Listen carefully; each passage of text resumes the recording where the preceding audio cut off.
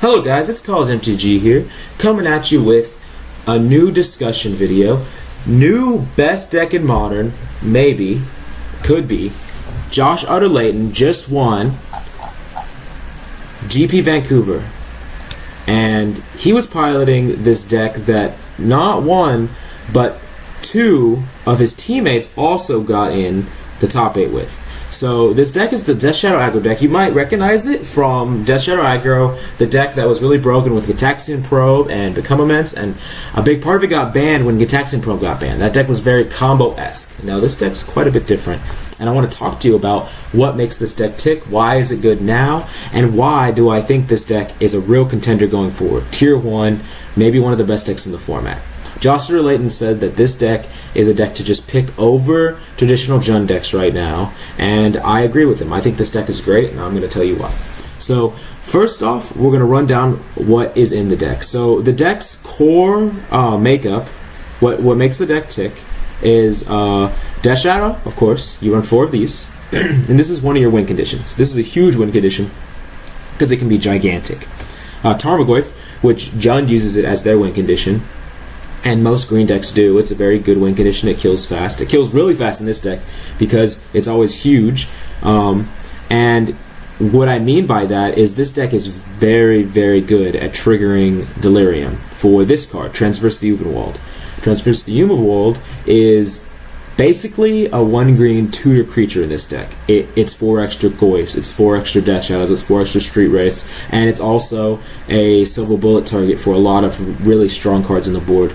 This card makes the deck tick, and achieving Delirium is super easy. And how it is easy is this deck runs a lot of types. So if we're on Street Wraith, that just cycles, drains you life, fuels Death Shadows, because Death Shadow gets bigger as you lose life. So it runs Street Wraith. It runs Liliana Vel, Planeswalkers. The other one actually runs Liliana the Last Hope. I'll get over the differences in the lists afterwards. They were all worked on together. So part of how this deck, apparently it was 25 wins and 5 losses between the 3 of them. They just completely crushed this tournament. They destroyed everybody. There was a lot of Eldrazi Tron at this tournament, and none of them made the top 8. This deck is just doing great. It's fantastic. I've run 4 Mistress Baubles, so you could see the similarities between the last Death Shadow deck. 4 Mistress Baubles, another cantrip. So it runs a whole bunch of cantrips. It runs 4 Street Wraith, 4 Baubles, so that means it can only run 18 lands and still function well. And that's an artifact, cantrips. It helps trigger, it makes Goyf bigger, and it helps trigger Delirium. And then it runs some number of Tarfire, 3 Tarfire, because it's an instant and a tribal, so it triggers 2. So you could just do like Tarfire, land, Street Wraith, and then you have 4 types. And then on turn 2, or turn 1 even, well, not turn 1 because you have to play the Tarfire, but on turn 2 you have Delirium, and then you go like turn 1 Tarfire, Street Wraith, and then turn 2 you go Transverse into, I don't know, Death Shadow or whatever you want. And it runs a lot of very strong cards. So what makes this deck so good is I want to relate this deck to Splinter Twin. So a lot of the problems in Modern is what people say that the problems in Modern are, and I will talk about, is that unlike Miracles in Legacy, or unlike a lot of other control decks in Eternal formats, there's no way to lock the game down in Modern. You have to win the game fast. Mana Leaks stop working. Remand stop working. We don't have Sensei's Defining Top Counterbalance to completely shut off your opponent's top decks. You don't have that kind of inevitability, that long term. So you need a win condition, and that's one of the reasons why Splinter Twin did so well, is because it had a way to end the game incredibly quickly. And that's one of the things that a lot of control decks struggle, like Grixis Control. I've been playing that for a while.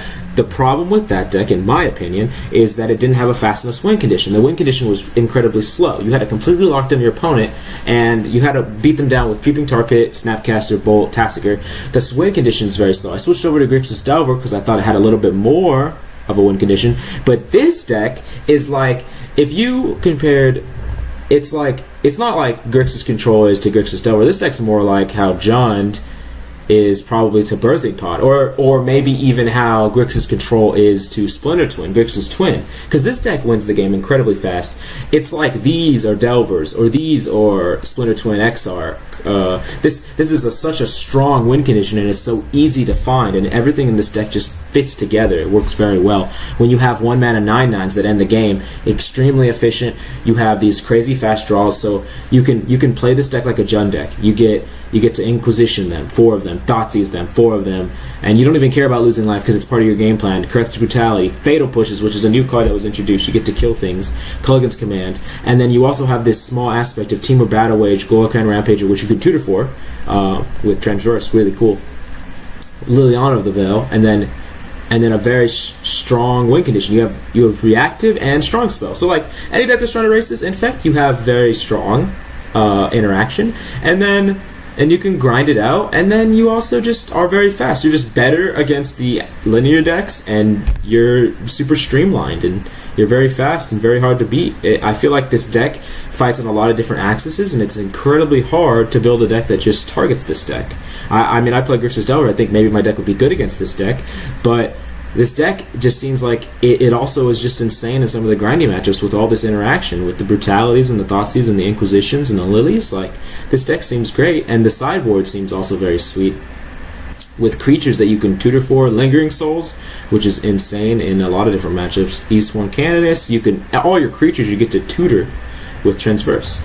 So that's kind of my thoughts about this deck. I just think this deck is insane. Like, it's actually just a better version of JUND right now, and I think that this deck is just going to become much more played. It's going to be a tier 1, maybe the best deck in Modern.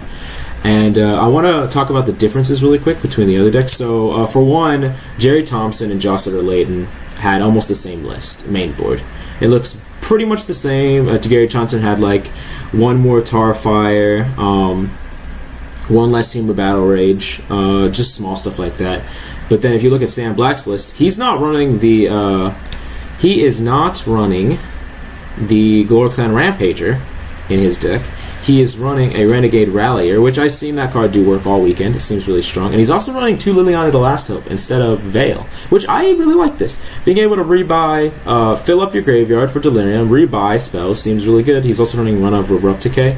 But other than that, the deck looks pretty much the same. And then their sideboards are a little bit different. Oh, he's actually not running as many Fatal Pushes. He's only running 1 in the main board, but he's running an Abrupt Decay versus the other lists, which Joshua Layton's running 3 Fatal Pushers, and so is Jerry Thompson. And I think Fatal Push is going to be even better if this deck is good, because you need to be able to kill their Death Shadows in the mirror, and just killing Death Shadow in general, and Death Shadow is very weak to Fatal Push. It's just a nice clean 1-for-1 answer, mana equivalency.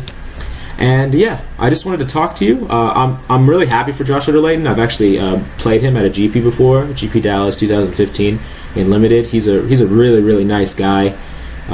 He's a great player. He's a great brewer, and he's always repping Jess guy. But I'm really happy that he not only got on the Pro Tour, back on the Pro Tour, but he won the whole thing. He's a great guy. He deserves it, and he works really hard.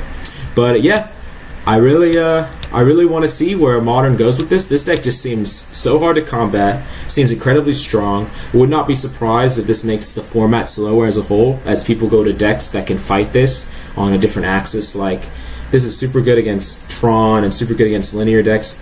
What you would want to fight this with, or like maybe a JUND deck that goes bigger, plays more 4-drops, plays Kalidas, plays more removal, Fatal Push, Grixis Delver would be good.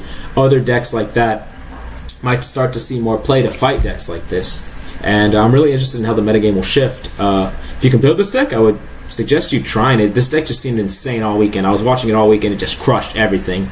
It was just annihilating all of its competition. So strong, and I really feel like this might be the future of Modern here. So I hope you liked the video. I want to hear what your thoughts are about the deck. This is just my thoughts on the deck, and I really feel like I have a pretty good grasp of what the metagame will shift like. I've been right in the past about a few of these things, and I think this deck is going to be a big player going forward. Anyways, hope you liked the video, and see you next time.